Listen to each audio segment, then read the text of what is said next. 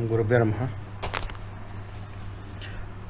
సంపూర్ణ సూర్యగ్రహణం ఆగస్టు 12, 2026.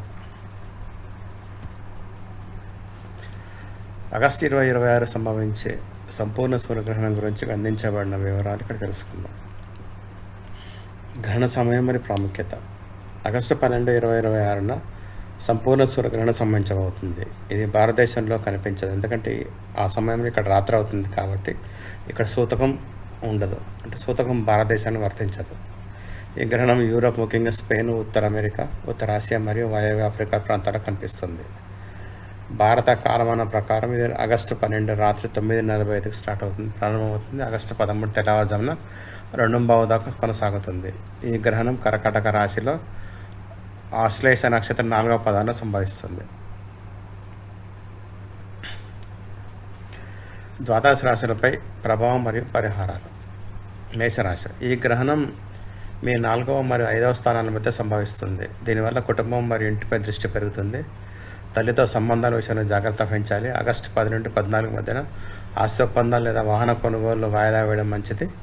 పరిహారం: శివలింగానికి పాలు కలిపిన నీటితో అభిషేకం చేయాలి. బియ్యము, పాలు మరియు తెల్లటి మిఠాయిలను దానం చేయాలి.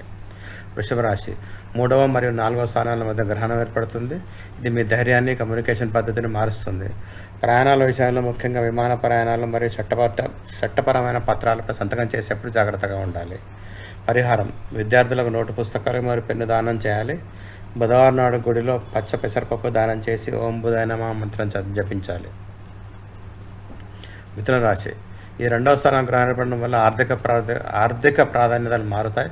కుటుంబం కోసం అనవసరమైన ఖర్చులు పెరగవచ్చు. ఆగస్టు 10 నుంచి 15 మధ్యన పెద్ద పెట్టుబడులు పెట్టకూడదు. కఠినంగా మాట్లాడకుండా మౌనంగా ఉండడం మంచిది. పరిహారం: గోధుమలు, బెల్లం దానం చేయాలి. పూజా గదిలో వెండి నాణ్యాన్ని ఉంచాలి. కర్కాటక రాశి. గ్రహణం మీ లగ్నంలో సంభవిస్తుంది. మీ వ్యక్తిత్వంలో మార్పు తెస్తుంది. మానసిక గందరగోళం లేదా ఆందోళన ఉండవచ్చు. బ్యూటీ ట్రీట్మెంట్లు మరియు ప్లాస్టిక్ సర్జరీలు వంటి ఈ నెలలో నివారించాలి. సింహరాశి. 12వ మరియు 1వ స్థానాల మధ్య గ్రహణం ఏర్పడుతుంది. ఖర్చులు అధికంగా ఉంటాయి. విదేశీ అవకాశాలు వచ్చే అవకాశం ఉంది. నిద్రలేమి లేదా వింతకలు రావచ్చు. గుండె లేదా కడుపుకు సంబంధించిన ఆరోగ్య సమస్యలు ఉన్నవారు చాలా జాగ్రత్తగా ఉండాలి. పరిహారం: ఆసుపత్రులకు దుప్పట్లు లేదా మందులను దానం చేయడం. చేపలకు ఆహారం వేయడం. కన్యారాశి. 11 మరియు 12 మధ్య స్థానాల మధ్యన గ్రహణం ఏర్పడడం వల్ల మీ స్నేహితుల వలయం ఏర్పడుతుంది. త్వరగా డబ్బు సంపాదించిన ఆశతో లాటరీ లేదా క్రిప్టోకరెన్సీ వంటి జూదాల్లో పెట్టుబడులు పెట్టవద్దు. పరిహారం: వినాయకుడిని పూజించాలి. బుధవారం పచ్చటి కూరగాయలు లేదా గడ్డిని దానం చేయాలి. తులారాశి. 10, 11 స్థానం మధ్య గ్రహణం ఏర్పడడం వల్ల కెరీర్లో పెద్ద మార్పులు మరియు లాభాలు వచ్చే అవకాశం ఉంది. అధికారుల నుండి గుర్తింపు లభించవచ్చు. కార్యాలయంలో హాన్ని నివారించాలి.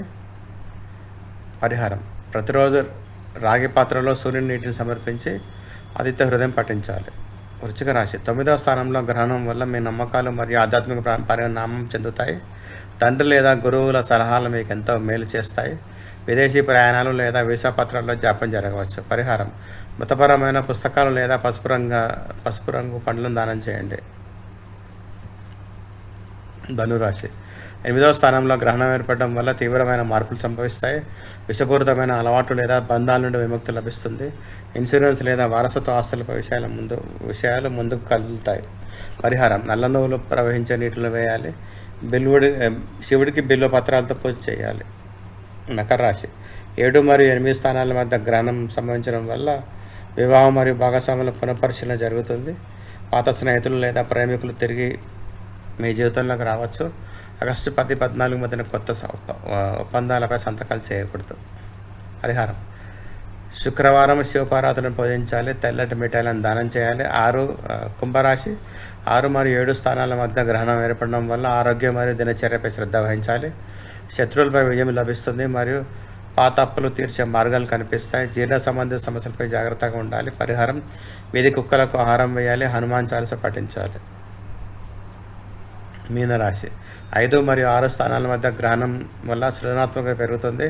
పిల్లల ఆరోగ్యం లేదా చదువుపై దృష్టి పెట్టాలి. ఊహాజనిత పెట్టుబడులను నివారించాలి, అంటే స్పెక్యులేషన్స్ అన్నట్టు.